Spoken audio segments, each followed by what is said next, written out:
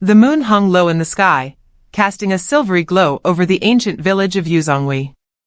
A thick fog rolled in from the dense forest, curling around the huts like fingers of a restless spirit. It was a night when even the bravest hunters stayed close to their fires, muttering prayers to keep the shadows at bay. But in the heart of this misty land, there was one figure who feared neither the night nor its spirits. Her name was Nshaba, and she moved through the village like a shadow herself, silent, swift, and always with a purpose.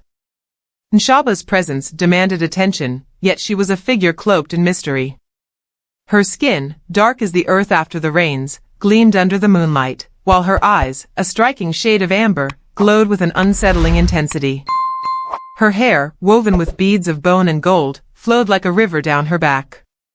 The villagers whispered that her beauty was unnatural, as if carved by the hands of spirits themselves. But it was not her beauty that made them uneasy, it was the secrets that clung to her like the mist on a humid night.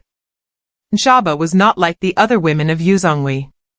She rarely spoke, and when she did, her words were sharp, cutting through conversations like a blade.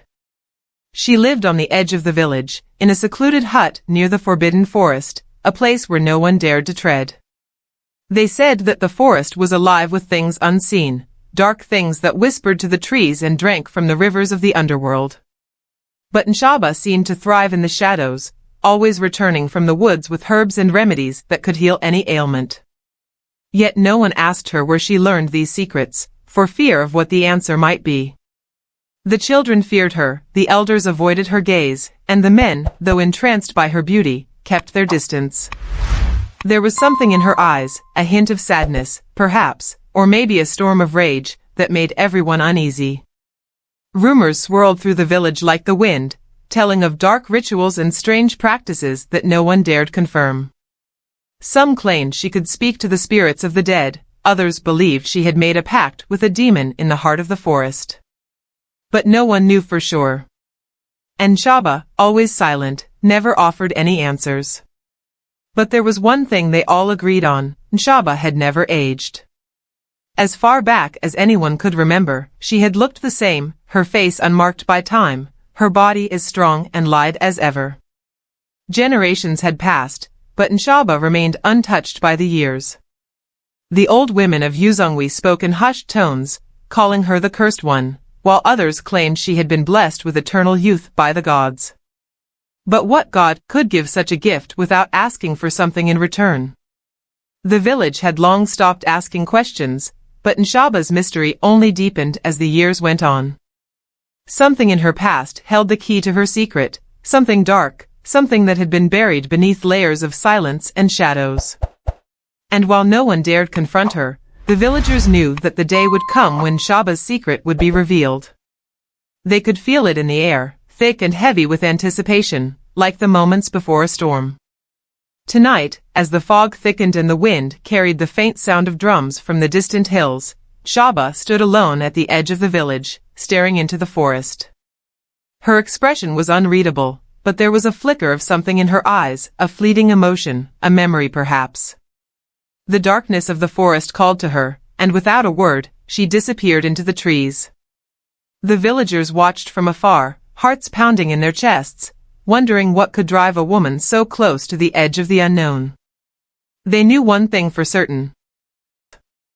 The sun had barely risen the next day when a commotion stirred the quiet village of Uzongwi. Shouts echoed through the narrow dirt paths as villagers gathered near the market square, their eyes wide with disbelief. At the center of the crowd stood a man named Kalamu, one of the village's hunters. His face was twisted in fury, his chest heaving as he clutched a long spear in one hand, the tip still stained with fresh blood. In front of him, kneeling on the ground with her hands bound, was a woman, one of the villagers. Her eyes were wide with fear, but her mouth was tightly shut. Kalamu's voice boomed as he accused her of stealing food from his hut. The woman trembled, shaking her head in denial, but Kalamu was relentless, his rage boiling over. But this was not the true cause of the gathering. Behind them, lying motionless on the ground, was the body of a young girl, no older than 7. Her skin was pale, and her small chest no longer rose with the breath of life. Her mother, the kneeling woman, let out soft, broken sobs as she stared at the lifeless form of her daughter. But the villagers' eyes weren't on the girl's still body, they were on Shaba, who stood a few paces away, silent and unmoved. She did it, Kalamu spat, pointing the spear toward Shaba. She's the reason this child is dead.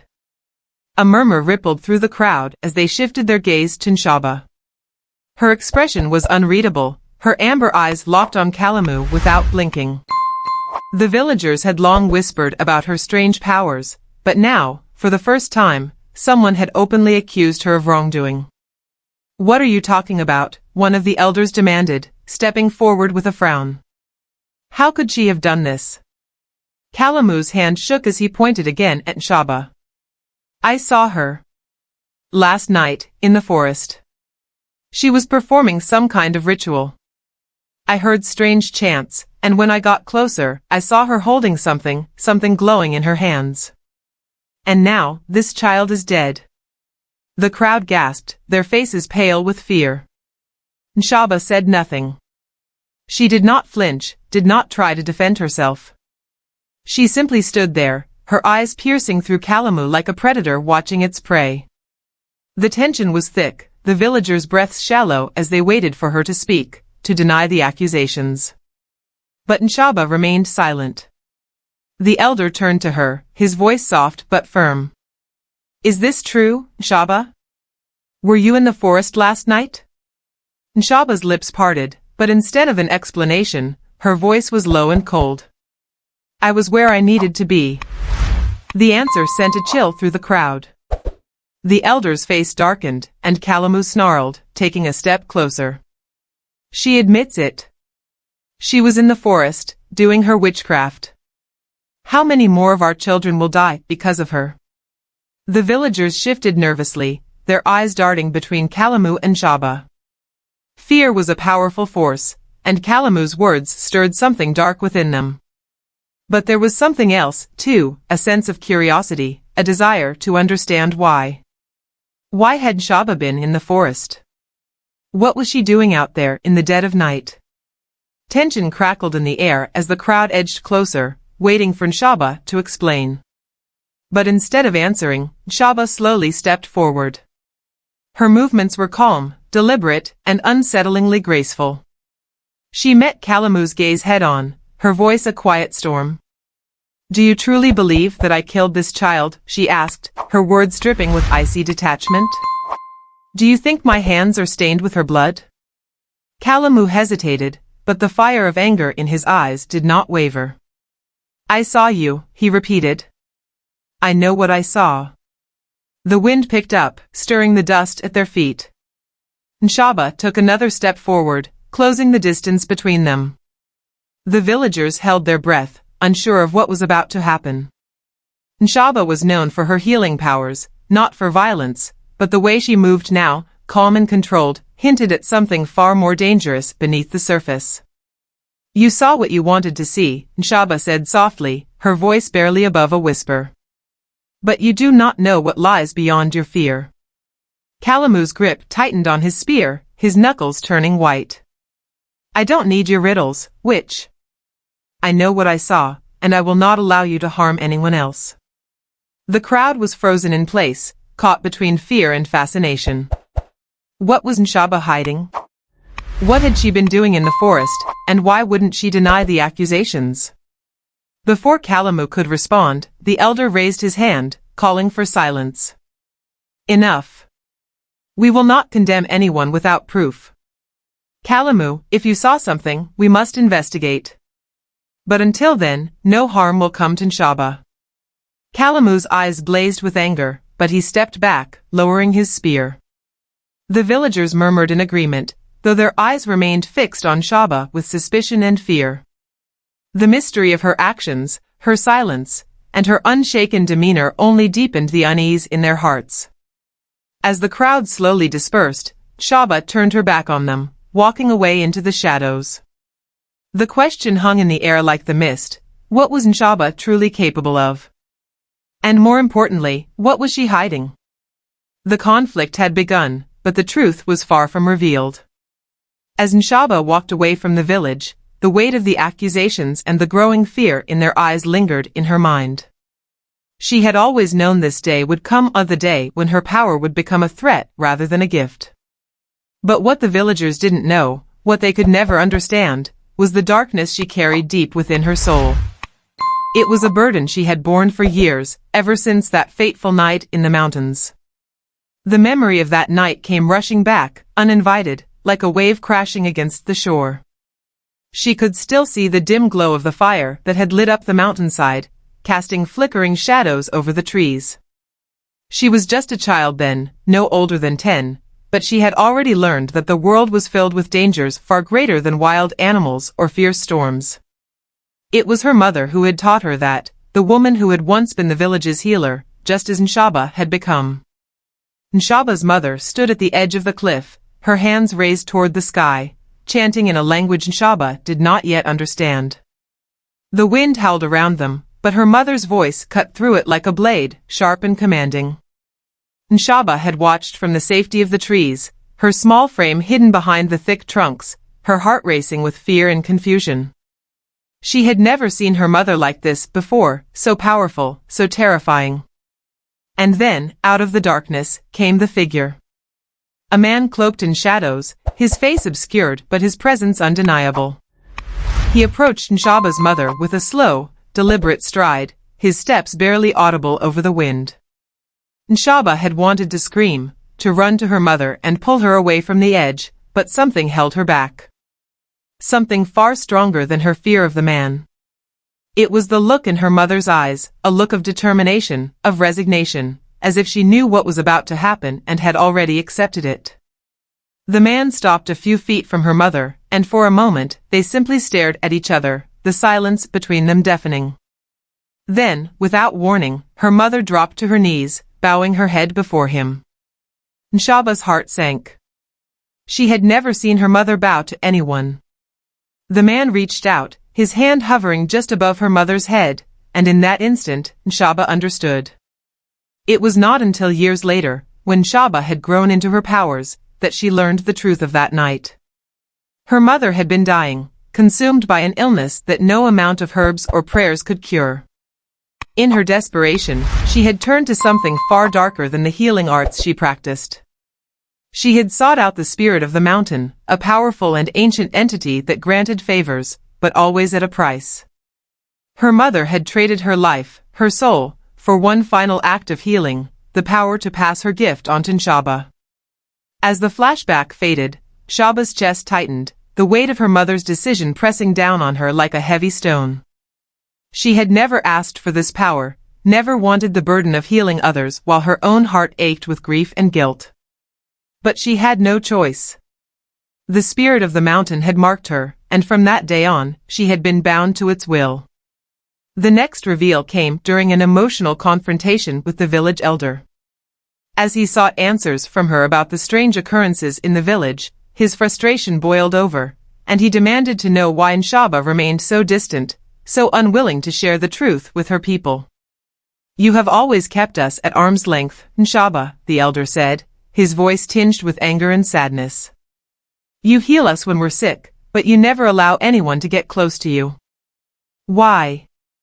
What are you so afraid of?" For the first time, Nshaba's composure cracked. She looked up at the elder, her amber eyes glistening with the tears she had held back for so long. Her voice was low, but the pain in it was unmistakable. "Because everyone I love dies," she whispered. The elder's expression softened, but he remained silent, waiting for her to continue. "My mother, she gave everything for this village," Nshaba said, her voice trembling. "She healed your wounds, she saved your children, and what did it cost her? Her life. Her soul. And now, I carry that same curse. Every time I heal someone, a piece of me dies. Every time I save a life, I lose a part of myself." She paused, taking a shaky breath, the weight of her confession hanging in the air. The elder's eyes widened as the truth began to sink in. Nshaba had not been withholding her power out of malice or arrogance. She had been protecting herself, shielding her own heart from the pain of loss. The elder took a step closer, his voice soft and full of empathy. You don't have to carry this burden alone, Shaba. We can help you. We can find a way to break this curse. But Nshaba shook her head, her gaze distant. It's not that simple. The spirit of the mountain, it's tied to me now. I can't just walk away from it. And if I try to break the curse, I don't know what will happen. It could destroy me. It could destroy all of us. The revelation of Nshaba's past, the pact her mother made, the curse that now defined her existence, was a moment of intense emotion, but it also allowed the audience to see Nshaba in a new light. She was not a villain, not a witch to be feared, but a woman trapped by forces far beyond her control. The villagers' fear and mistrust were understandable, but now, so too was Nshaba's pain. As Nshaba turned away from the elder, the final flashback unfolded, her last memory of her mother. She had returned from the mountains that night, carrying the burden of her mother's fate. Her mother had whispered one last thing to her before passing into the afterlife. "Forgive me, Nshaba," her mother had said, her voice barely a breath. "I wanted to protect you. But now, all I can offer you is this power. Use it wisely. And never forget, the spirit always takes more than it gives." The memory faded, and Nshaba stood alone at the edge of the village, the weight of her past pressing down on her once again. The air was thick with tension as Nshaba stood at the edge of the mountain, her eyes locked on the figure approaching from the shadows. This was the moment she had dreaded for years, the final confrontation with the spirit that had haunted her dreams and ruled her fate. The villagers watched from a distance, their fear palpable, but they could do nothing now. This battle was hers alone.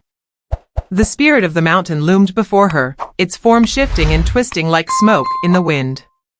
Its eyes glowed with an otherworldly light, and its voice echoed through the air, deep and resonant. "You cannot escape me, Nshaba," the spirit hissed, its voice a cold whisper that sent shivers down her spine. "You are bound to me, just as your mother was. Surrender, and I may show mercy." Nshaba clenched her fists, her heart pounding in her chest. The fear she had carried for so long surged within her, threatening to overwhelm her. But she could not back down now. Too much was at stake, the lives of the villagers, her own freedom, and the legacy of her mother.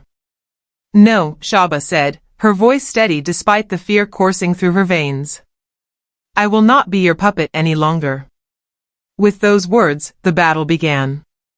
The wind howled around them as Nshaba raised her hands, summoning the power that coursed through her blood. A surge of energy crackled in the air, and with a fierce cry, she unleashed it toward the spirit. Lightning arced from her fingertips, striking the spirit's form with a blinding flash of light. But the spirit merely laughed, its voice a low, menacing rumble. "You think you can fight me, child," the spirit taunted, its form shifting once again, growing larger and more menacing. "You are nothing compared to my power." The spirit retaliated, lashing out with tendrils of dark energy that snaked toward Nshaba with terrifying speed. She barely had time to react, throwing up a shield of light to block the attack. But the force of the spirit's power was immense, and the impact sent her stumbling backward, her shield flickering under the strain.